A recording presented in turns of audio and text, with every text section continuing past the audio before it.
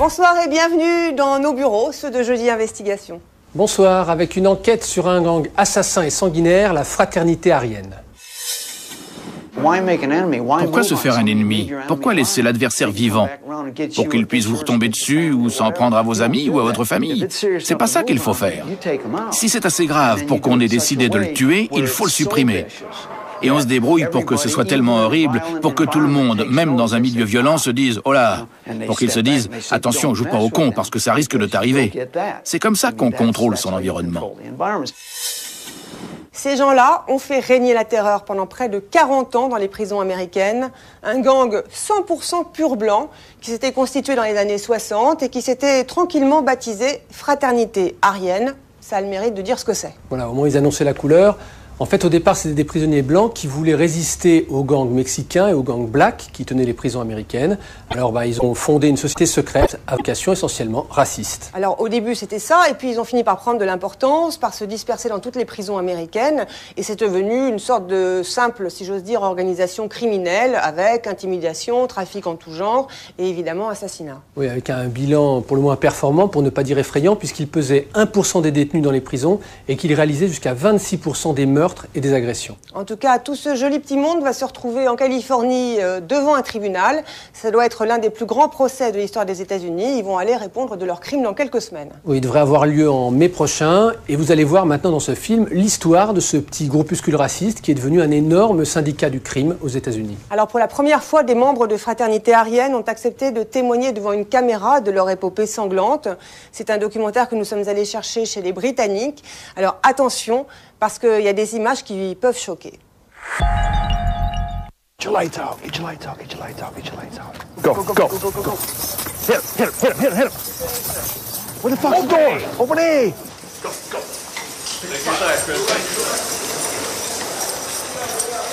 Opération à haut risque dans une prison américaine. Les gardiens doivent transférer 40 détenus dangereux, membres de la Fraternité Aryenne, un gang redoutable né dans les prisons américaines. Regroupés à bord d'un vol spécial, ils sont acheminés vers Los Angeles, où doit se tenir le plus important procès d'assises de l'histoire des États-Unis. Parmi les accusés, ils sont 20 à risquer la peine de mort. Ce gang de prisonniers blancs devra répondre de centaines d'actes d'assassinat, de violences physiques, de tentatives d'intimidation, de rackets et de trafic de stupéfiants. Le procureur fédéral Greg Gessner a passé de longues années à chercher les moyens de faire tomber la Fraternité Aryenne. De tous les détenus, ce sont les plus malins, les plus durs, les plus impitoyables. On contrôlait tout. Qui habitait où, qui avait le droit de vivre et qui devait mourir. On contrôlait tout le système carcéral. En prison, on sait bien qui sont les plus puissants. Et les types de la Fraternité Aryenne étaient parmi les plus puissants, pour une raison simple, c'étaient des tueurs. En suivant une piste semée de trafic de drogue, de meurtres, de messages écrits à l'encre invisible ou de lettres codées, les enquêteurs ont fini par découvrir une organisation criminelle unique en son genre, car dirigée de derrière les barreaux. Une organisation qui régnait sur une partie importante du système carcéral américain. Comment la société traite-t-elle, c'est hors la loi, des hommes qui vivent et meurent conformément à un code qui leur est propre? Pour la première fois, des membres de cette confrérie témoignent. John Greshner est l'un des anciens leaders du gang. Il purge aujourd'hui une peine d'emprisonnement à perpétuité pour enlèvement et meurtre. Si on se montre très violent et sans pitié, une fois ou deux, on n'a plus besoin de recommencer. George Harp est un membre fondateur du gang. Il a passé 40 ans en prison. J'ai connu 40 ou 50 types qui ont été tués par des membres de la Fraternité Aryenne dans plusieurs prisons différentes. Votre loyauté au gang doit être encore plus forte que pour votre meilleur ami ou votre famille. S'il vous voit faiblir, vous êtes fichu. Plusieurs fois, j'ai été prêt à tuer quelqu'un. Mieux vaut être seigneur en enfer qu'esclave au paradis.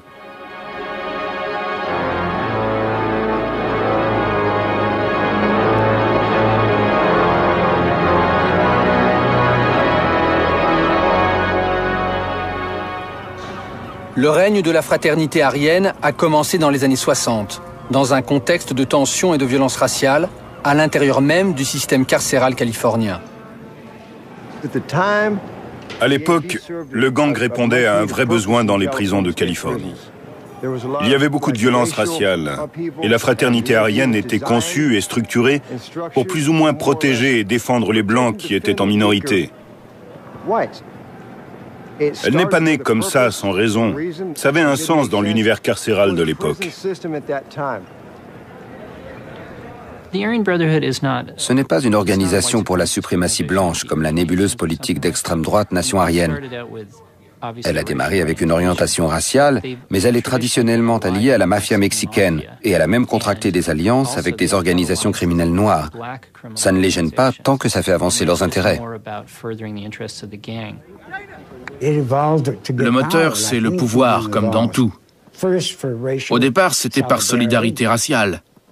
Mais ensuite, c'était pour l'argent, le pouvoir, la suprématie. Pour consolider son pouvoir, le gang a vite appris à manipuler le système et à s'assurer le soutien de ses propres geôliers. Certains gardiens finissaient par soutenir les Blancs parce que les Noirs tuaient des gardiens. Et du coup, leur sympathie allait plutôt aux Blancs. Il y avait comme une alliance contre nature. C'était pas tous les gardiens, mais certains d'entre eux. Chez les gardiens, il y en avait qui nous aimaient bien, qui s'identifiaient à nos idées, et d'autres non. Des fois, on leur demandait s'ils voulaient se faire un peu d'argent parce qu'ils n'étaient pas bien payés. Ils étaient d'accord. On leur disait, on va vous faire envoyer des paquets chez vous, et il faudrait nous les apporter, on vous donnera $500 à chaque fois. Il y en a qui se sont fait beaucoup d'argent comme ça.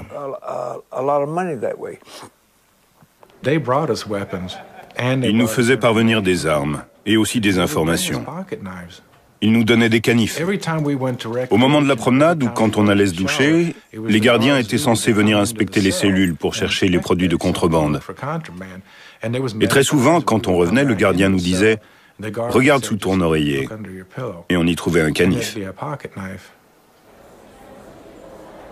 Ces couteaux étaient les armes d'une guerre quasi quotidienne dans les cours de prison.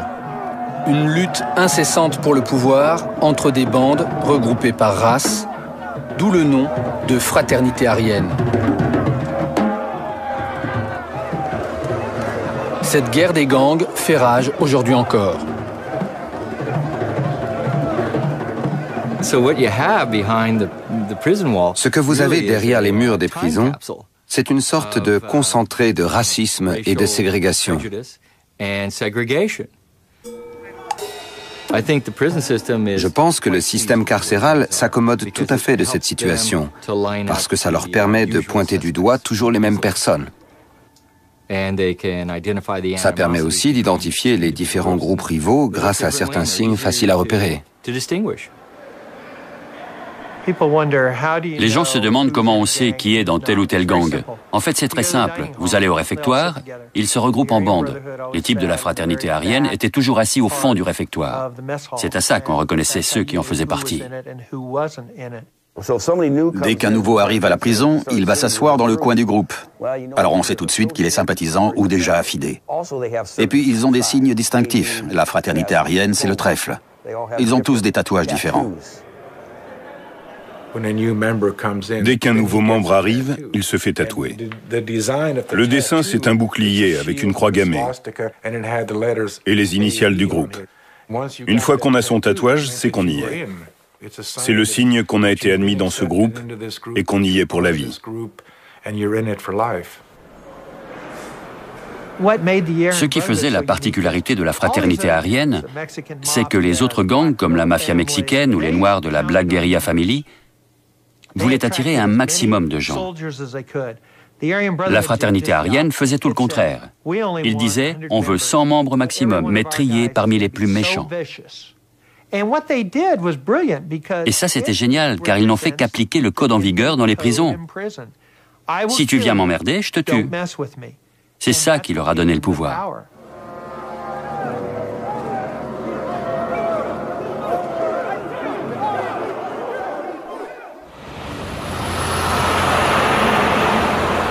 Au début des années 90, en enquêtant sur la fraternité aryenne, le procureur Greg Gessner s'est rendu compte qu'il était en présence d'un gang hors du commun. Ils étaient très sélectifs, et c'est ce qui les distinguait de toutes les autres bandes. Ils tenaient vraiment à maintenir la qualité de leur recrutement, et ce sont des gens qui étaient extrêmement respectés en prison. L'un d'entre eux, Michael Thompson, est si étroitement surveillé que nous n'avons pas eu le droit de le filmer. Ses propos sont ici rapportés par un acteur. On était différents des autres gangs, parce qu'on recherchait la qualité, pas la quantité. On voulait attirer à nous les gars qui avaient de vraies compétences, pour le bénéfice du gang. Les gardiens contrôlaient l'enceinte, et nous, on contrôlait l'intérieur. Beaucoup de ceux qui entrent dans la fraternité aryenne, qui sont recrutés par le gang, ont de vrais talents de leader. Et c'est malheureux que ce talent soit utilisé à ça. Si ces gars-là avaient suivi le droit chemin, ils auraient sûrement occupé des postes de direction, quelle que soit leur branche. Mark Lilienfeld était chargé de la surveillance des gangs. Il a été amené à entrer en contact avec certains des leaders de la fraternité aryenne. Pour la plupart, ils ont une intelligence au-dessus de la moyenne. Ils sont capables de s'exprimer d'une façon qui impressionne leurs codétenus. Et ils ont vraiment de l'ascendant sur les gens. Ils ont une sorte de charisme que les autres prisonniers n'ont pas. Cette aura est sans doute liée au cursus d'études imposé par les chefs aux nouvelles recrues, de la philosophie grecque et des enseignements orientaux sur l'art de la guerre. On pouvait avoir une vraie conversation de philosophie politique ou de philosophie générale. On discutait des failles du système ou comment faire pour améliorer sa situation présente. Ça faisait un peu de stimulation intellectuelle, au lieu de parler moto toute la journée. On étudiait l'art de la guerre de Sun Tzu et le traité des 5 anneaux de Musashi sur l'art du samouraï. Et aussi Nietzsche, qui était le premier existentialiste. Pour moi, ça a été le début d'un apprentissage long et douloureux. C'était pas tant le fait d'apprendre que de voir si on était capable de comprendre. L'apprentissage de la voie du guerrier n'est qu'un début pour les nouvelles recrues. Ensuite, il faut apprendre à vivre et à mourir selon les règles du gang. Quand on voulait recruter un type et que ce type était d'accord, l'un des chefs, moi ou un autre, on allait le trouver pour lui parler. Si tu veux devenir l'un des nôtres, alors il faut que tu acceptes de faire certaines choses et pas question de te foutre de nous. C'est pour la vie. Il se peut qu'on te missionne sur quelqu'un, ça veut dire le tuer. Et là, t'as pas le choix. Même si c'est un copain à toi, il faudra que tu le fasses. Tu peux pas te dérober. Il fallait que je fasse mes preuves, que je tue quelqu'un ou que je fasse couler le sang. Tu dois tuer pour entrer dans le gang. Et c'est toi qu'on tue si tu veux en sortir.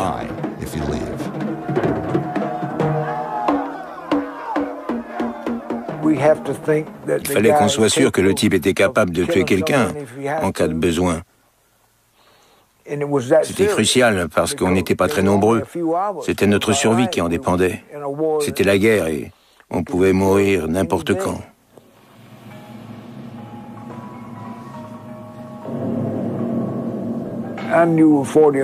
J'ai connu 40 ou 50 types qui ont été tués par des membres de la fraternité aryenne dans plusieurs prisons différentes.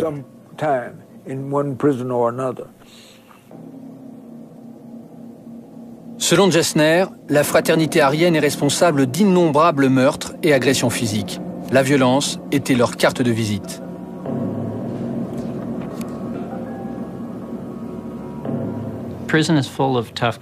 Les prisons sont pleines de gros durs, mais des gens vraiment capables de mettre en scène un meurtre, de se glisser derrière quelqu'un pour le tuer à coups de couteau dans le cou, il n'y en a pas tant que ça, même dans une prison.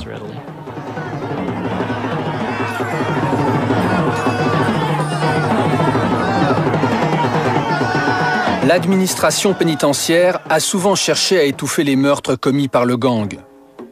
Par la suite, Gessner et son équipe ont donc dû patiemment reconstituer l'enchaînement des crimes sanglants.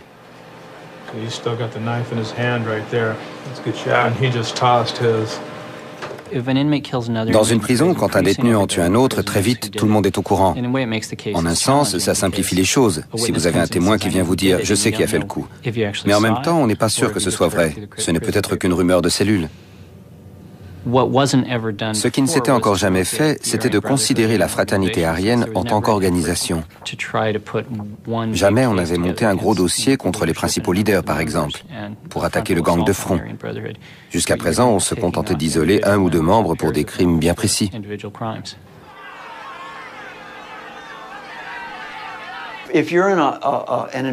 Quand on vit dans un milieu très violent, parfois pour se faire remarquer des autres, pour montrer qu'on est là, il faut faire preuve de beaucoup de violence.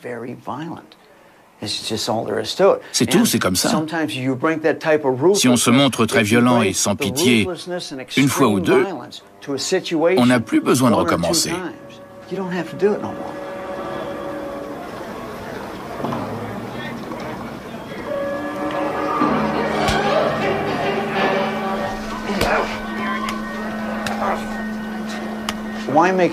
Pourquoi se faire un ennemi? Pourquoi laisser l'adversaire vivant? Pour qu'il puisse vous retomber dessus ou s'en prendre à vos amis ou à votre famille? C'est pas ça qu'il faut faire. Si c'est assez grave pour qu'on ait décidé de le tuer, il faut le supprimer. Et on se débrouille pour que ce soit tellement horrible, pour que tout le monde, même dans un milieu violent, se dise « Oh là !» pour qu'ils se disent « Attention, joue pas au con parce que ça risque de t'arriver. » C'est comme ça qu'on contrôle son environnement. Une fois que les gens ont capté le message, on peut se mettre à faire du business. C'est comme ça qu'on fait.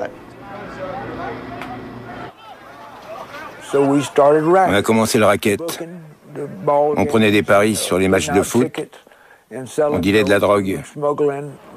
On en faisait entrer en douce et on la vendait. On faisait aussi du prêt sur gage dans plusieurs prisons où les gars devaient nous rembourser le double. On avait besoin d'argent pour nos familles dehors. On avait beau être en tôle, il fallait bien qu'on fasse vivre nos femmes. Il fallait faire quelque chose. Dans les années 70, la facilité avec laquelle les leaders de la fraternité aryenne manipulent le système carcéral pousse l'administration à transférer certains membres du gang hors de Californie, dans des prisons fédérales où, croit-on, ils seront mieux surveillés. Je suis le premier du gang à être passé dans le système fédéral. Mais je suis resté en contact avec les gars en Californie, on s'écrivait des lettres. Et c'était leurs copines qui me les faisaient passer. Je leur téléphonais aussi. Bientôt on s'est retrouvés à 12 et c'était la belle vie là-dedans. On faisait ce qu'on voulait.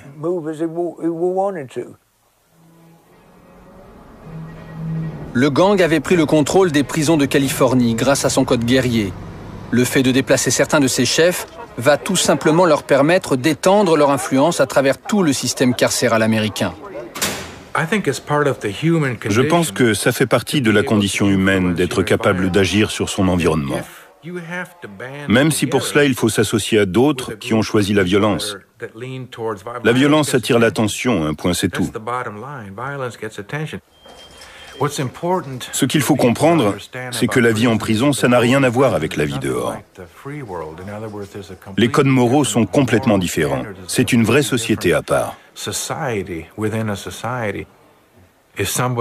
Quand on vous agresse, quand on vous prend quelque chose, il faut réagir tout de suite et avec le plus de force possible. Quand on rencontre un type de la fraternité aryenne, on sait tout de suite qu'il est capable de vous arracher le cœur. C'est l'intensité, quelque chose dans le regard, les yeux atonnent, ça se sent. Il y a des gens qui la ramènent, mais qui ne seraient pas prêts à franchir le pas. J'en ai vu beaucoup des types qui se dégonflaient quand ça commençait à chauffer.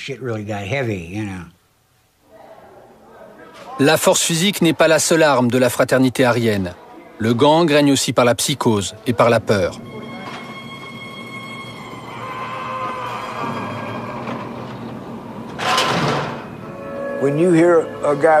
Quand vous entendez un type crier, il y a un son particulier dans une prison. Ça résonne dans tout le bâtiment. Quand quelqu'un hurle et qu'on entend que le son s'envoie, mais qu'on imagine ce qui se passe, c'est presque comme si on pouvait sentir l'odeur du sang. Tout le monde sait que la menace est là.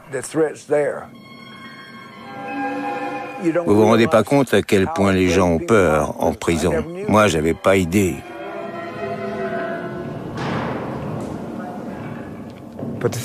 Les choses que j'ai vues là-bas vous briseraient le cœur.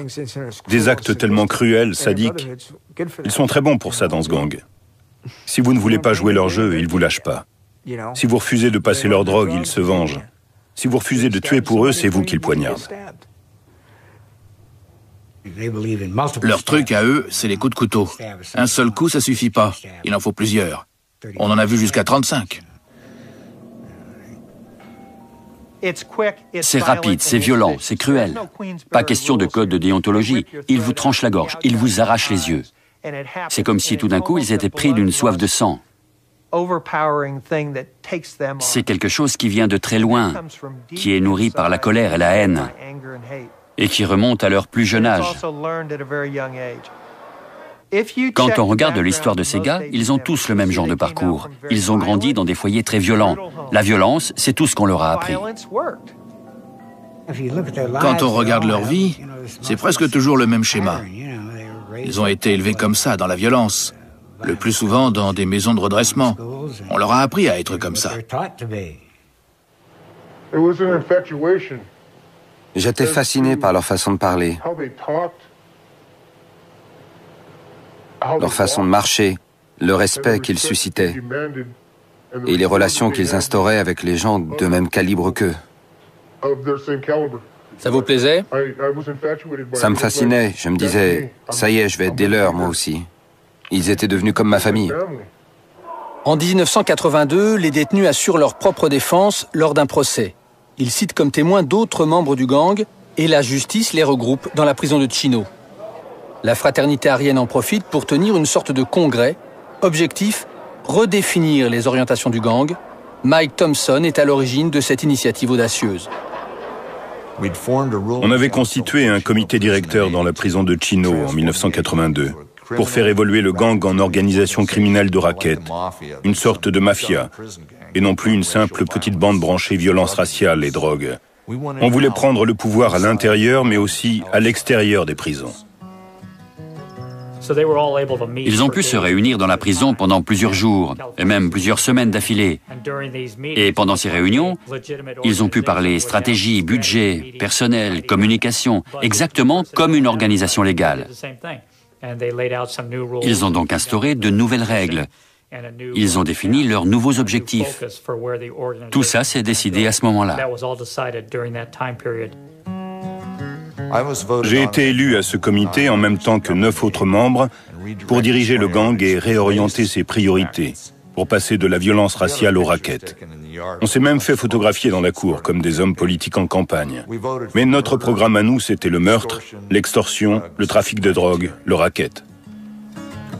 La fraternité aryenne doit maintenant trouver un moyen de contrôler des membres qui, une fois sortis de prison, peuvent constituer une menace. Une de leurs premières résolutions, c'était « Qu'est-ce qu'on fait d'un type qui quitte le gang pour coopérer avec les autorités ?» À cette époque-là, ils ont donc décidé que s'ils n'arrivaient pas à mettre la main sur le traître, ils tueraient quelqu'un de sa famille. Cela s'est produit peu après, avec un membre du gang qui avait trahi et s'était mis sous la protection de la justice. Il vivait caché. Les chefs de la fraternité aryenne décident de tuer le père du repenti. L'assassinat doit avoir lieu devant sa maison. C'était un nouveau pas de franchi, un meurtre commandité à l'extérieur de la prison. On a désigné Curtis Price pour faire le coup, parce qu'il allait bientôt être mis en liberté conditionnelle. Curtis était très fier d'avoir cette chance de tuer pour nous, et il avait pas mal de contacts liés à la drogue dans la région, à qui il pourrait s'adresser pour avoir des armes. Il m'a envoyé une lettre une fois là-bas. Cette lettre est interceptée par les autorités.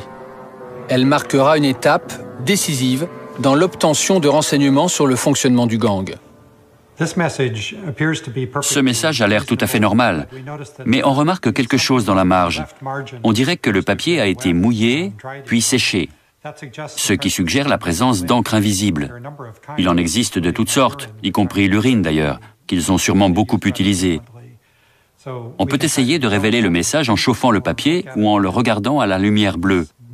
Et on lit « Besoin contact, problème, témoin pourrait filer ». C'est une demande d'autorisation de tuer. Cette lettre a servi au procès et elle a conduit Curtis Price dans le couloir de la mort, où il est encore en train de moisir aujourd'hui.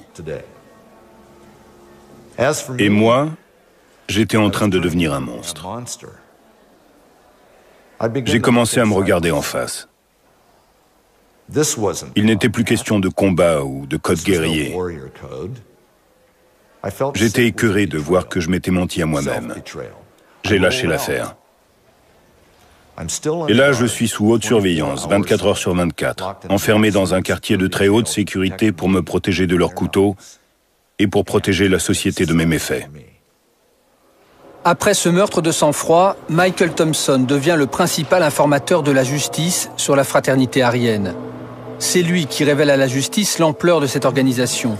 Une organisation qui évolue vers toujours plus de pouvoir et de brutalité. Dans les années 80, le gang devient une organisation de type mafieux qui agit aussi bien dans les prisons qu'à l'extérieur. Pour enrayer son influence, la justice place ses chefs à l'isolement. Parmi les gens qu'on met à l'isolement, il y a ceux qui deviennent fous, mais il y a aussi ceux qui arrivent à s'adapter et qui deviennent très rusés. C'est très étonnant. On se dit que la communication entre eux aurait dû être impossible dans de telles conditions.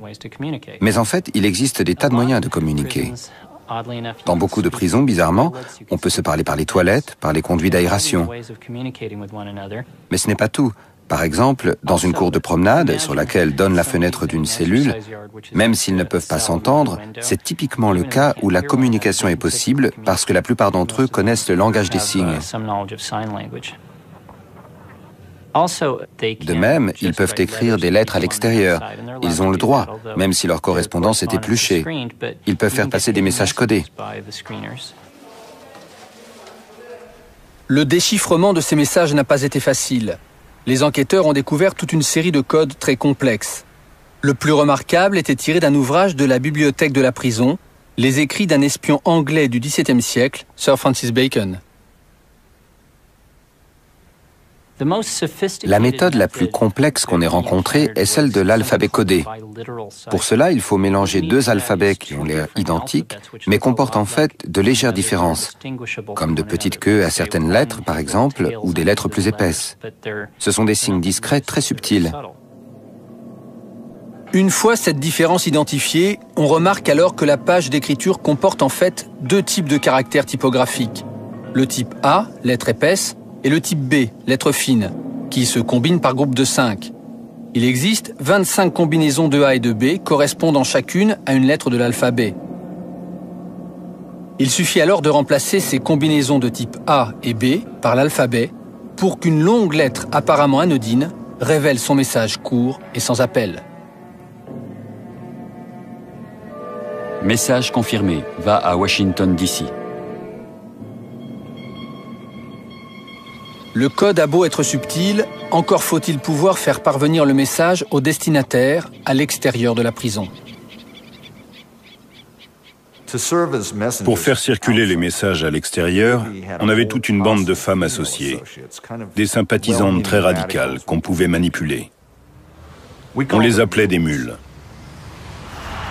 Les épouses et les petites amies des détenus ont fait passer des armes et de la drogue dans des prisons fédérales, comme Leavenworth, au Parloir par exemple. Il s'agit d'une visite d'une femme à son petit ami détenu. Apparemment, elle a caché la drogue dans la ceinture de sa robe. Pendant la visite, on la voit sortir la drogue de sa ceinture, la mettre dans sa main, où elle la garde un peu, puis elle la fait passer dans la main du détenu qui la garde un moment. Ensuite, sur la vidéo, on le voit regarder autour pour vérifier que personne ne fait attention. Et là, il la met dans sa bouche et l'avale.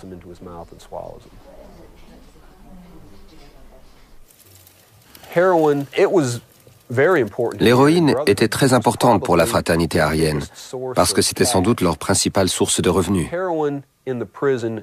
Dans une prison, l'héroïne se vend 10 à 20 fois plus cher qu'à l'extérieur, à cause des difficultés d'approvisionnement. Il y en a très peu en circulation. Dans un établissement pénitentiaire, ceux qui contrôlent la drogue contrôlent tout à l'intérieur. Ils ont le pouvoir. À Leavenworth, la fraternité aryenne contrôlait tout ce qui touchait aux détenus blancs. Ils contrôlaient la drogue, le jeu, tout ce qui était susceptible de rapporter de l'argent. Quand ils s'apercevaient que telle ou telle combine mise en place par d'autres faisait de l'argent, ils lui mettaient le grappin dessus.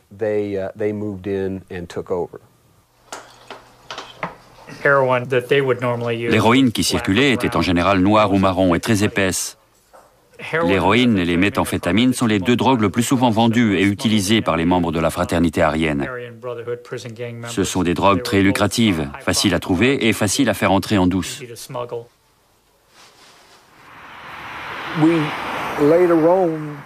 Plus tard, on a presque réussi à contrôler tout le marché des méthamphétamines de Californie. Tous ceux qui en fabriquaient ou qui en distribuaient devaient payer quelque chose à notre gang. 2 ou 3 types ont refusé et ils ont été éliminés. Alors ensuite, les gens ont dit d'accord, on veut bien payer.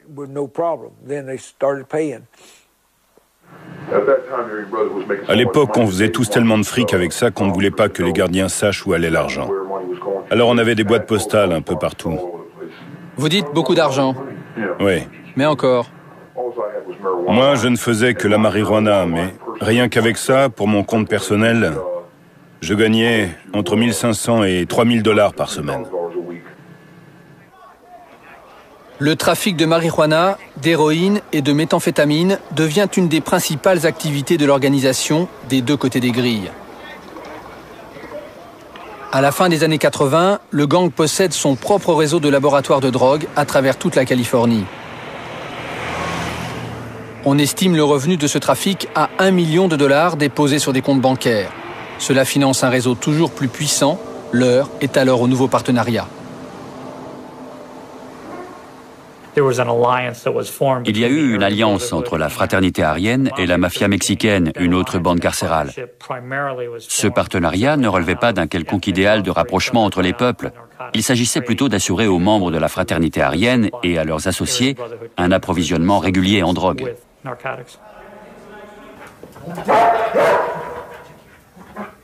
Les autorités pénitentiaires tentent d'enrayer le trafic de drogue, qui est devenu la principale source de revenus du gang.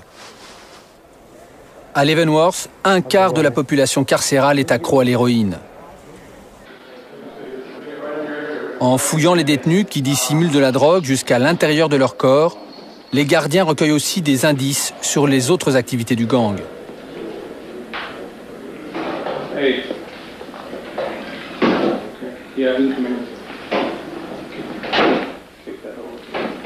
Ils trouveront non seulement de la drogue, mais aussi des lettres, des messages codés et même des armes. Des armes permettant de mettre au pas une grande partie de la population carcérale.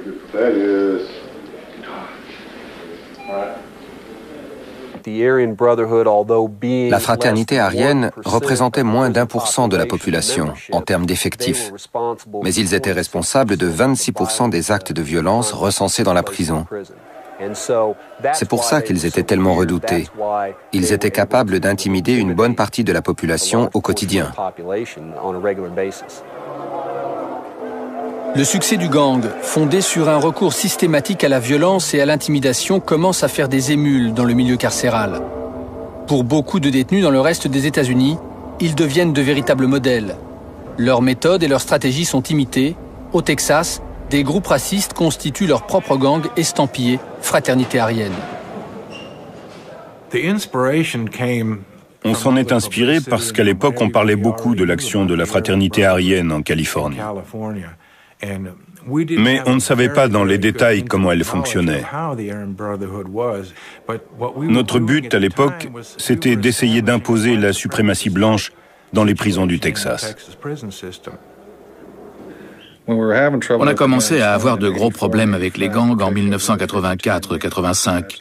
Il y a eu 52 détenus tués, dont une bonne partie par la fraternité aryenne, qui cherchait à affirmer sa domination sur le système carcéral.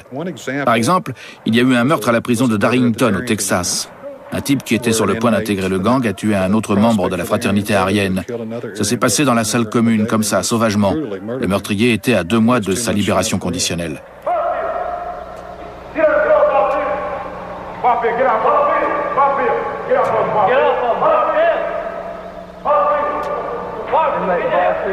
Le fait qu'un membre en tue un autre de cette manière est contraire aux règles du gang californien, pour qui le respect entre frères est un impératif.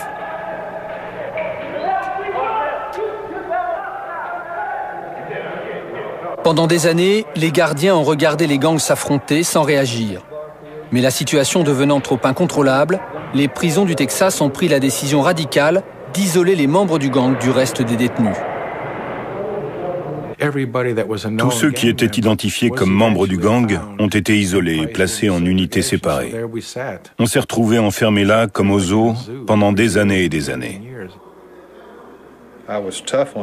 J'étais dur avec les détenus, dur mais juste. Le deal était clair. Vous êtes là pour purger votre peine et voilà comment ça va se passer. C'est moi qui vous dirai quand vous allez chier, quand vous vous levez. Je vous dirai quand vous allez bosser, quand vous allez manger et quand vous pourrez retourner chier. Tous les gardiens devaient passer par l'unité séparée, au moins une fois par jour. Tous les jours, on mangeait froid. Les matons crachaient dans nos assiettes. Ils pissaient dans nos verres. Ça arrivait très souvent. Ils nous disaient que le but, c'était de nous traiter comme des champignons. On nous donne à manger de la merde et on nous laisse dans le noir. C'est un zoo humain légal. C'est un environnement très dur. Nous, en Amérique, on nous critique beaucoup à cause de nos prisons, soi-disant qu'on traite mal nos prisonniers. Mais c'est pas vrai. Ces types-là, ce sont des bêtes. C'est très différent.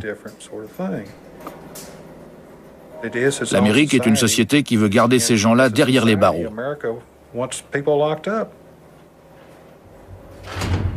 Les gens veulent qu'on les enferme et qu'on jette la clé. On paie nos impôts, on veut pas les voir dans la rue. Alors enfermez-les. Dans toutes les prisons américaines, l'unique solution pour régler le problème de la fraternité aryenne a donc été celle de l'isolement total. Le cas le plus tristement célèbre est celui de Thomas Silverstein. Inculpé à tort, il a commis son premier assassinat en prison après avoir rejoint le gang. 25 ans plus tard, il incarne toujours le mal absolu pour le système carcéral fédéral. Il a assassiné 3 détenus en prison. Mais ça n'a pas dérangé grand monde. Ce qui a ému les foules, par contre, c'est quand il a tué un gardien. Alors l'administration pénitentiaire s'est dit, comment faire pour ne pas que ça se reproduise? La réponse a été, aucun contact physique, aucun objet autorisé.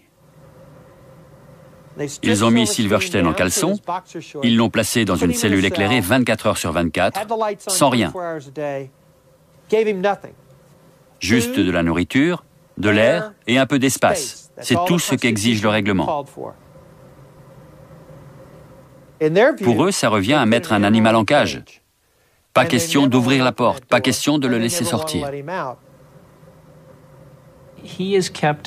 Apparemment, il est détenu dans les conditions les plus restrictives qui soient. Pendant longtemps, ils l'ont gardé dans le sous-sol de Leavenworth. Ça se rapproche des conditions de détention d'Hannibal Lecter dans le film. Le témoignage de Silverstein a été enregistré. C'est eux qui nous poussent à réagir comme ça. Ils nous accusent d'être des tueurs, des maniaques. Mais ils ne vous disent pas ce qui nous a conduits à réagir comme ça. Ils ne vous disent pas comment ils nous insultent, comment ils nous agressent. Ils nous enchaînent, ils nous aspergent de gaz d'autodéfense. Ils nous donnent des coups dans les couilles. Ils nous frappent à coups de matraque. On ne peut pas faire ça à un type année après année, jour après jour. Le soumettre à une telle pression et s'étonner qu'il finisse par péter un plomb. On a sa dignité, qu'on soit prisonnier ou pas.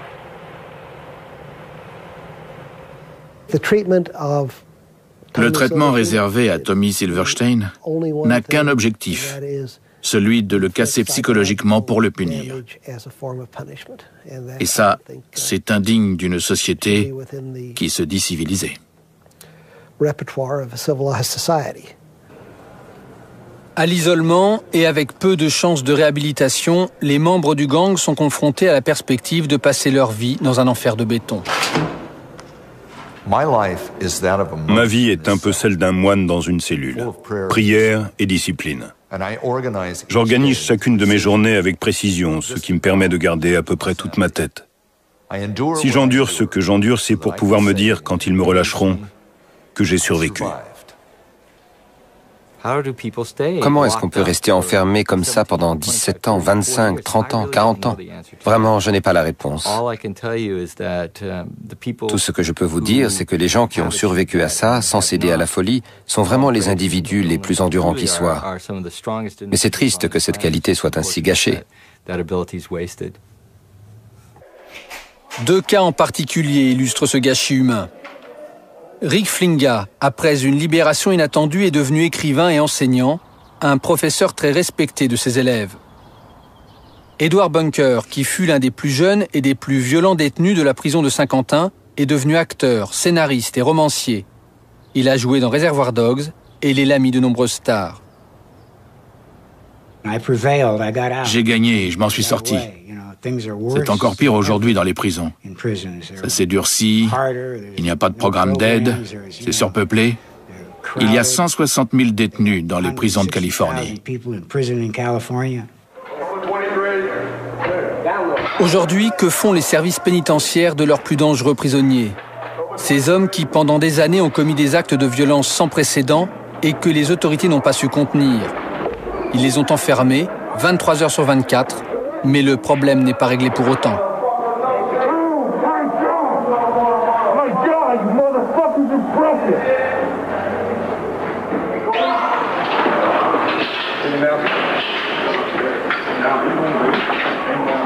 Les mesures radicales prises à l'encontre des prisonniers rebelles n'ont souvent fait qu'attiser les problèmes. La violence appelle la violence. Depuis le milieu des années 90, les membres de la fraternité aryenne ont continué à semer la peur et à tuer.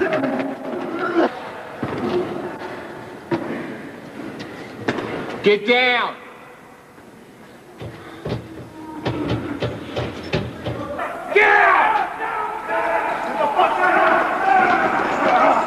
Le climat de violence instauré par le gang crée des situations de plus en plus explosives.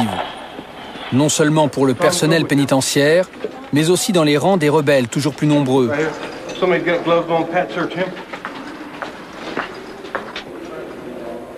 Pour la plupart des membres, les objectifs et le règlement définis autrefois par le gang ne sont plus si clairs. Des fois, on recevait un message qui disait « Va régler son compte à ce type ». Ensuite, un message de quelqu'un d'autre disant « Stop, on arrête tout, n'y touche pas ». Alors on fait quoi? Ces deux types sont tous les deux des frères, alors on ne sait plus. Et dans la pagaille, on risque de prendre un coup aussi. J'ai connu des types qui se sont fait dégommer pour des trucs vraiment idiots.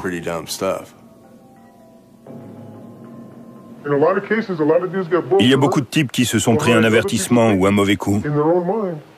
Tout ça parce que certains pensaient que c'était des balances. Et de fil en aiguille, c'est un mauvais, on s'en débarrasse.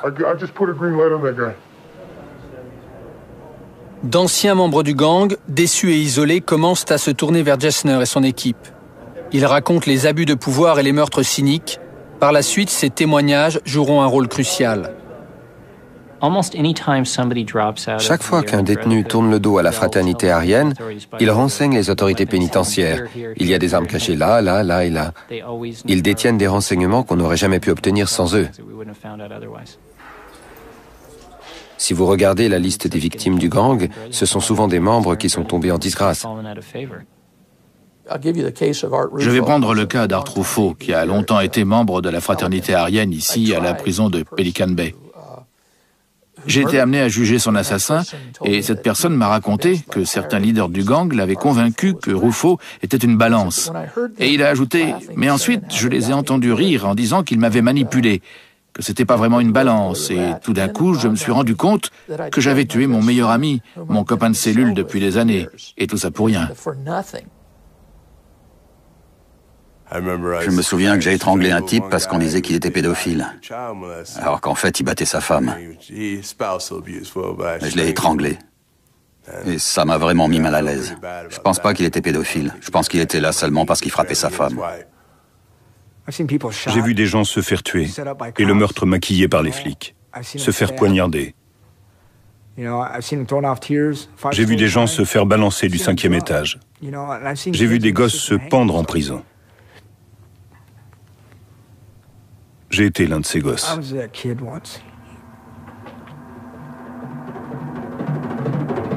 Pour mettre un terme à ces 40 années de meurtre et d'intimidation, Gessner s'est allié au FBI, au service de police et au bureau de répression de l'alcool, du tabac et des armes à feu. Son but, arrêter les membres du gang à l'intérieur de la prison comme à l'extérieur.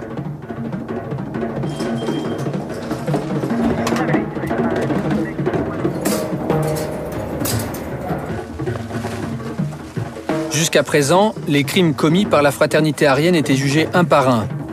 Mais Gessner s'est servi d'une loi américaine, la loi RICO, conçue spécialement pour la lutte contre les grandes organisations mafieuses. Gessner a utilisé cette loi contre les chefs présumés du gang. Dès le début, je me suis dit que la façon la plus logique d'attaquer le dossier, c'était de s'appuyer sur la loi RICO, qui permet de poursuivre à titre collectif une organisation criminelle. Et la fraternité aryenne correspondait tout à fait à ça. C'était une idée de génie. En se servant du RICO Act, on allait à la pêche avec un grand filet, et pas seulement avec un petit hameçon pour les attraper un par un. On va lancer ce grand filet, on n'aura plus qu'à tirer pour les ramener tous, et après, si on peut, on les tue. Le procès aura lieu dans quelques mois en Californie, probablement en mai 2008, devant 3 tribunaux de Los Angeles et de Santa Ana. 19 accusés ont accepté de coopérer avec la justice pour obtenir des remises de peine. Les autres encourent jusqu'à la peine de mort.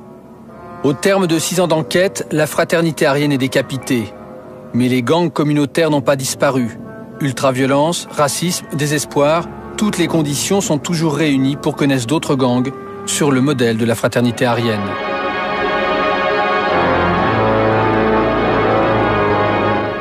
La semaine prochaine, changement radical, on rentre en France avec un sujet sur les mères porteuses. On va voir comment on peut acheter un enfant même sur Internet, ça semble incroyable et pourtant ça existe. On va surtout accompagner une jeune femme, une jeune Française qui a accepté de porter le bébé d'un couple en échange d'argent, c'est vrai. Et tout ça, ce sera la semaine prochaine, jeudi, en deuxième partie de soirée. À bientôt. Bonne soirée, bye.